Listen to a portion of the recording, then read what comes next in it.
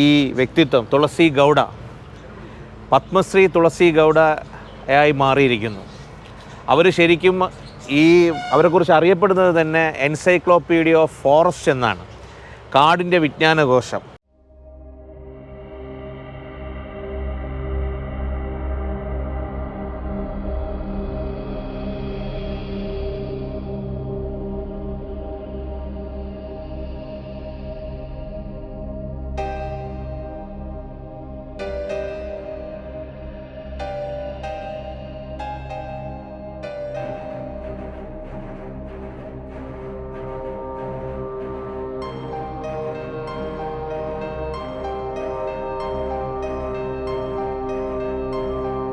ഒരു മരത്തിൻ്റെ പേരിൽ നിന്ന് രൂപം കൊണ്ട ഒരു താലൂക്ക് തന്നെ ഉത്തര കന്നഡയിലുണ്ട്.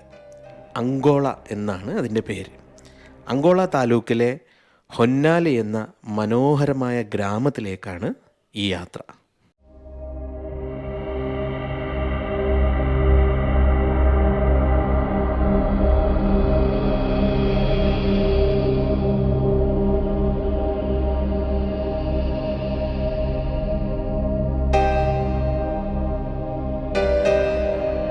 അങ്കോള, കുംത, കാർവാർ, ഹൊന്നാവർ തുടങ്ങിയ 4 താലൂക്കുകളിലായി അധിവസിക്കുന്ന ഗോത്രവിഭാഗമാണ് ഹാലക്കി ഒക്കലിംഗ.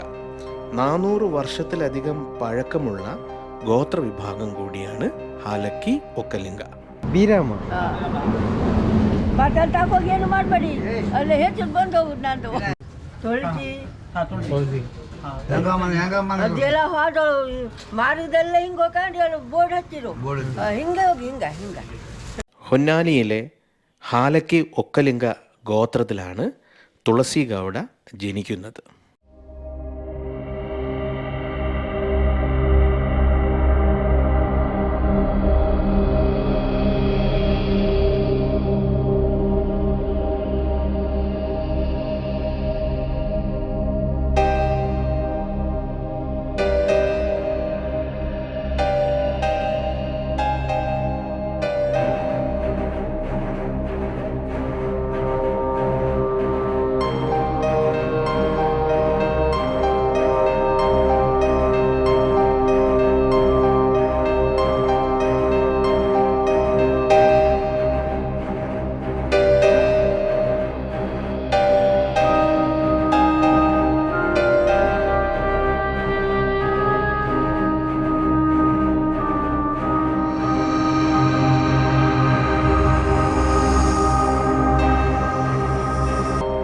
അമ്മ നമസ്കാരം. വളരെ സന്തോഷവും ആഹ്ലാദവും നിറഞ്ഞ ഒരു നിമിഷമാണിത്. കാരണം ഉത്തര കന്നഡയിലെ അങ്കോള പ്രദേശത്തെ ഹൊന്നാലി എന്ന ഗ്രാമത്തിന് അടുത്തുള്ള അക്സൂർ എന്നൊരു നഴ്സറിയുണ്ട്. അതിനടുത്തായി താമസിക്കുന്ന ഈ വ്യക്തിത്വം തുളസി ഗൗഡ പത്മശ്രീ തുളസി ഗൗഡ ആയി മാറിയിരിക്കുന്നു. അവർ ശരിക്കും അവരെക്കുറിച്ച് അറിയപ്പെടുന്നത് തന്നെ എൻസൈക്ലോപീഡിയ ഓഫ് ഫോറസ്റ്റ് എന്നാണ്, കാടിൻ്റെ വിജ്ഞാനകോശം. ഒക്കലിംഗ എന്ന ഗോത്ര സമുദായത്തിൽപ്പെട്ടവരാണ് അവർ. അവരുടെ വേഷം കണ്ടാൽ നമുക്ക് മനസ്സിലാവും ആഫ്രിക്കയിലെ, പ്രത്യേകിച്ച് കെനിയയിലെ മസായിമാര എന്ന ഗോത്രവുമായി വസ്ത്രധാരണത്തിൽ അല്ലെങ്കിൽ ആഭരണങ്ങളിലൊക്കെ സാമ്യമുള്ള ഈ ഉത്തര കന്നഡയിൽ കാണുന്ന ഗോത്രവിഭാഗമാണ് ഒക്കലിംഗ. ഒക്കലിംഗ ഗോത്ര വിഭാഗത്തിൽപ്പെട്ട വ്യക്തിത്വമാണ് തുളസി ഗൗഡ. അവരൊരുപാട് പ്രകൃതിയെ സ്നേഹിക്കുന്ന, പ്രകൃതിയുമായിട്ട് ലയിച്ച് അവരുടെ ജീവിതം പ്രകൃതിക്ക് വേണ്ടി സമർപ്പിച്ച വ്യക്തിത്വമാണ്.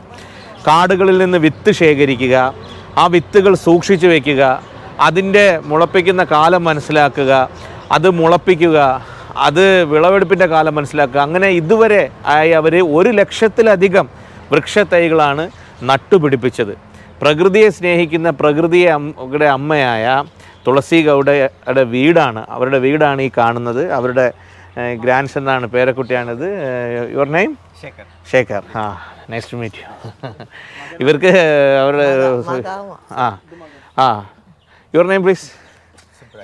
Subbaiah. Your regional language is Kannada? കന്നഡയാണ് അവർ സാധാരണ സംസാരിക്കുക. പിന്നെ ഹിന്ദി അവർക്ക് കുറച്ച് അറിയാം. അപ്പം എന്തായാലും ഇവിടെ ഞങ്ങൾ വന്നു. Speak some words. ಅಜ್ಜಿ ಏನಾದರೂ ಮಾತಾಡು ಕನ್ನಡದಲ್ಲಿ ಮಾತಾಡಿ. ಕನ್ನಡದಲ್ಲಿ ನಾನು ನರ್ಸರಿ ನಮ್ಮದು ಡಿಪಾರ್ಟ್ಮೆಂಟ್ದು ನಾನು ಮಾಡಿ ಅವರು ಮಾಡಿದರು. ಡಿಪಾರ್ಟ್ಮೆಂಟ್ ನರ್ಸರಿಯಲ್ಲಿ ಉಳಿದ್ರು.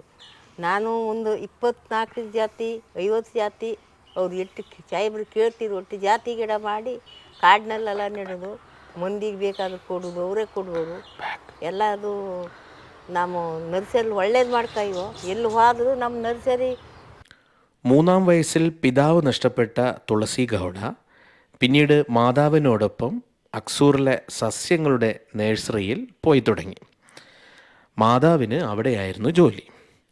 സ്കൂളിൽ പഠിക്കാൻ കഴിയാത്ത തുളസിക്ക് പിന്നെ സസ്യങ്ങളും വൃക്ഷങ്ങളുമായിരുന്നു കൂട്ട്. 12-ാം വയസ്സിൽ കല്യാണവും കഴിഞ്ഞു.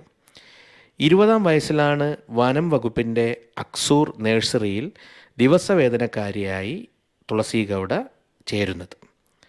ഭർത്താവ് മരിച്ചിട്ടും 35 വർഷമാണ് ദിവസവേതനക്കാരിയായി തുളസി ഗൗഡ ആ ജോലിയിൽ തുടർന്നത്.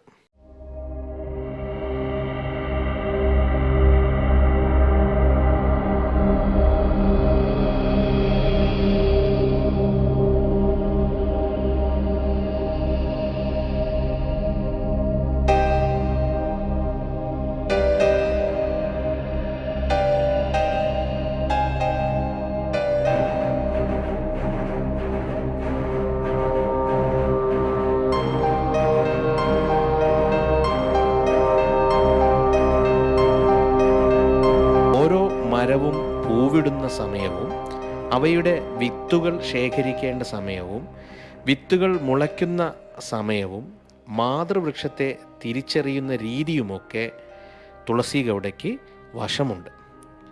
ഇതുവരെയായി 100,000-ലധികം വൃക്ഷത്തൈകൾ നട്ടുപിടിപ്പിച്ച തുളസി ഗൗഡ 300-ലധികം ഔഷധ സസ്യങ്ങളെയും തിരിച്ചറിഞ്ഞിട്ടുണ്ട്. 77-ാം വയസ്സിലാണ് പത്മശ്രീ തുളസി ഗൗഡയെ തേടിയെത്തുന്നത്.